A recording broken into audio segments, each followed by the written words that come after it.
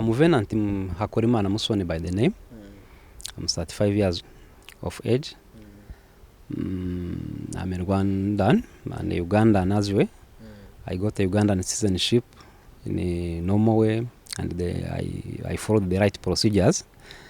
So I got when did you get the Ugandan citizenship? When did you follow those right procedures? That was 2015. 2015 in August. Before I was employed by the Sweden, Save the Children Sweden in Uganda. Upon finishing my contract, I shifted to Ethiopia. When did you finish that contract? In 2012. Okay. It's when I went to Ethiopia. So recently, last year in July 12th, I got arrested by the CMI and the ISO officers in Uganda, in Kampala. In Ethiopia, I worked for IRC. Okay. And I was a teacher, applied science teacher, sometimes as a French teacher also. I worked for Nejashi Turkish International School. I worked for Gibson Academy.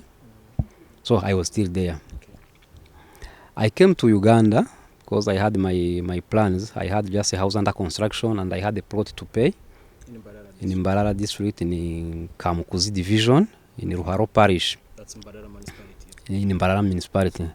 I got arrested on my way to Mbarara while in Kampala in a hotel. Being arrested, they started just asking me if I am a soldier or if I am a person of RDF, which I denied because I am not. They said I was spying on Ugandan territory. I told them I didn't. Okay, they continued also. They said I was just working with the Kaihura. I was just an agent of Kaihura, the former IGP of Uganda, which I denied also because I don't know the man. They insisted. They could tell me that they know me just very well. They said they have all details regarding my stay in Uganda and whatever movement I made there. So I could not just accept what I did not do. I denied whatever they asked me. Whatever was against me, just I could not accept, even though they were just threatening me or scaring me to the extent I could die. But I told them what is true. They took me to the CMI custody, where I spent 9 months.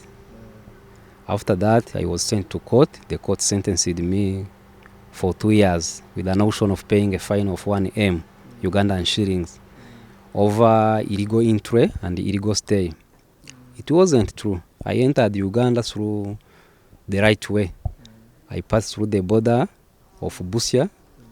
They gave me a visa. The passport was still valid. So they framed or they forged that allegation, that charge against me, because they knew probably I will raise complaint against them, or maybe they knew I will sue them in the court of law. That's why I think they framed that charge. So I paid the fine because I had no other option. I could not serve the 2 years of imprisonment. I paid the fine on 23rd this April. On 24th, they acquitted me. Okay. Tell us, the many Rwandans that have been deported, the audit they went through, we had links to RNC, the Kayumba group, the interrogators and everything was pushing to connections with RNC. It is true. RNC has just a hand there, and the Uganda as a government is supporting them, because they have even a training wing there in Uganda, probably in Rubare district, Rubare or Chibare district, or maybe in Rwenzori mountains. So people of RNC are there, and we got arrested maybe because things were people who are not linked to RNC. So they knew maybe they thought we are against them, we are spying what is happening there. That's what I can say. But the RNC is there, this Rwanda National Congress. They are there, they have what power makes there. You feel they are there from your own observation? And there are people who went out of Rwanda, who ran away from Rwanda. They said they were running for their lives. So they were brought to the same custody while waiting the specific place where they will be taken to. But they said those people are here. They are Rwandese, of course. If you want, I can mention some names. But they said they are there for the time being because they had just a specific place where they will take them to.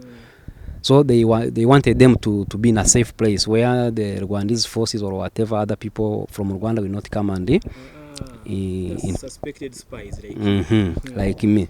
So they were there under protection. So the way they were treated, it's quite different from us. They could get just visitors from outside. They could get just messages. They were not tortured like us, like me or others. And only what we had in common, we could just stay in the same prison, the same safe house, and we could share that food and whatever during the porridge. But otherwise, we were totally different.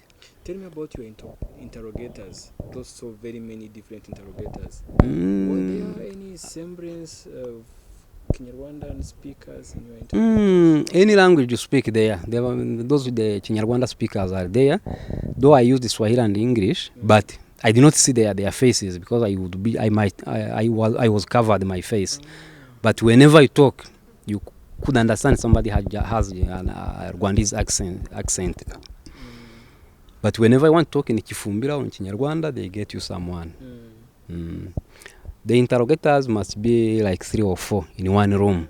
One may give you one question. When you are answering, another one will just give another one. So until they finish their interrogations. You can do the interrogations within a week. They give you just, suppose you stay there, then they will come back for you. A short while ago, my colleagues asked you what would be your message to the government of Rwanda. But me, I will ask a different question. What would you tell what would be your message to the Ugandan government? The Ugandan government, they should respect the law, and they should know that the people who are in CMI are humankind. So they should not mistreat people in a such way. They should avoid that kind of torture. There must be other alternatives to find out the truth, but not by torturing someone to the extent even you may collapse or forget your names. Like me, sometimes there's a time they took me out in the corridor. I spent almost 3 weeks standing, my hands up, and I was just sleeping there outside. When it's coming to morning, you see this kind of heavy wind could just beat me. I grow very slim. I had like 40 kg. Can you understand? Whenever I stood up, I could collapse anytime. When I collapsed, just in a scar or a soldier nearby will come and kick me to stand up. So they are mistreating people, holding someone a period of 1 year and a half without appearing before the court of law, without knowing what the reason is there. It's abomination. They should change. They should change their way of handling cases and people. You are welcome.